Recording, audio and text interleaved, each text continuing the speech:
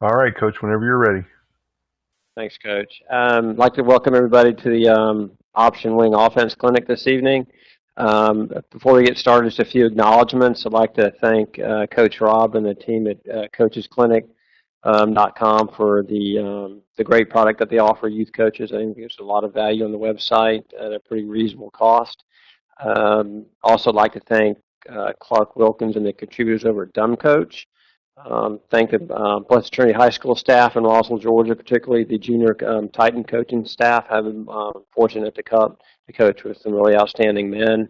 And then also, I'd like to thank my wife and my family for putting up with my obsession about coaching youth football. The agenda for tonight, what I thought we would cover is kind of why the option wing, specifically go over the running game, and then the veer series. We run the inside veer, midline option, outside veer, and lead option. We'll go through the blocking schemes, coaching points by position, and then we'll get into the option on me series that we run. And then if we have time, I'll go through the installation drills, and then we have some video at the end of the clinic. So why option football? Um, in our situation, we're in a middle school league. It has 8 teams. Half the teams in the league run some form of veer. In the league, the top offenses they're all running veer. So the teams that are scoring the most points are running veer. Our high school at the time was running your basic pro I formation. But they had a veer package, and the veer package that they had was really the only package that we could run with any success. So what we decided to do was to kind of go all in on the veer out of the I, and then put our option offense together around that. So particularly though, why option football? I think it kind of helped us establish kind of a playing personality. It gives us a systematic approach to the game. It allows us to control the tempo of the game by really slowing down the clock. Allows you to get the ball out on the perimeter and attack the outside third. And it also allows you to get the ball to your best athletes in space. And then it allows you to focus more on execution versus talent. You don't need a dominant offensive line to have success running the offense because you're not blocking everybody. And you're not asking them to base block, linemen that may be bigger, faster than they are.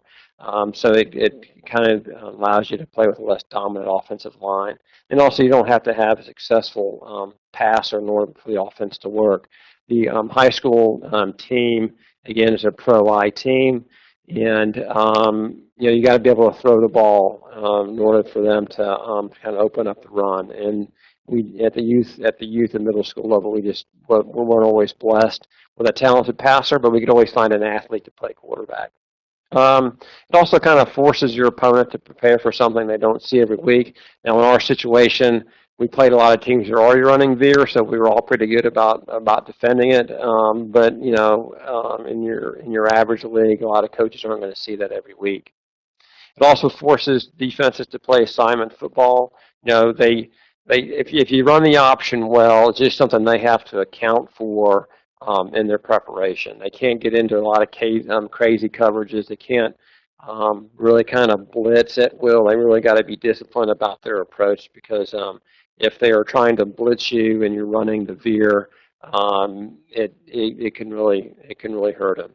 And then also it does improve the passing game because it kind of dictates the coverage. We see a lot of zone coverage because we run the veer, and so it's a little bit easier to throw against.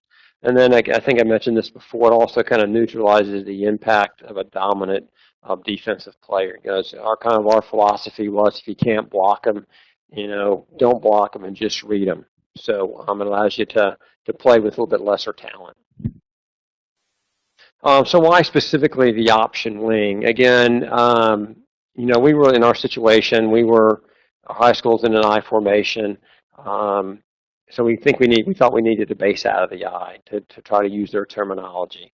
And they had a veer package, so we kind of built onto that. But their veer package was pretty scaled back, and so we did a little research and found a great book by Coach Vincent McMahon, who put a book out, Coaching the Option Wing Offense. And everything that we were looking for. So, and we kind of based it off of that. Now we're not running everything that Coach McMahon did, but we kind of started there and added to it. So, it's really kind of combines the concepts of the power I, the triple option, and wing T running games with a play action passing game that was very productive for us.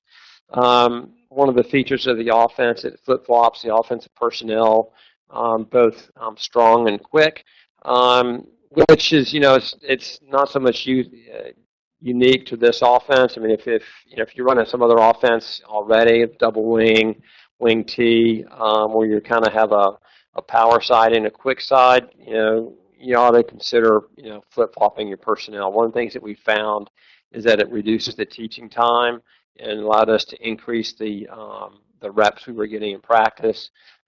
We thought it optimized our personnel, so your more athletic kids we would put on the quick side, and maybe a little bit slower plotting kids in the offensive line we put on the strong side.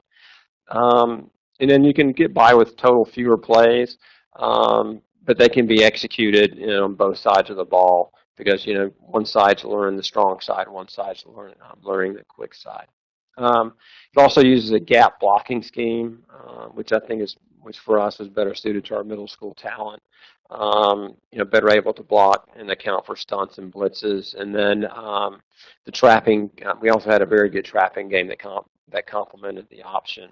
The use of the option, does create a number of advantages for the offense.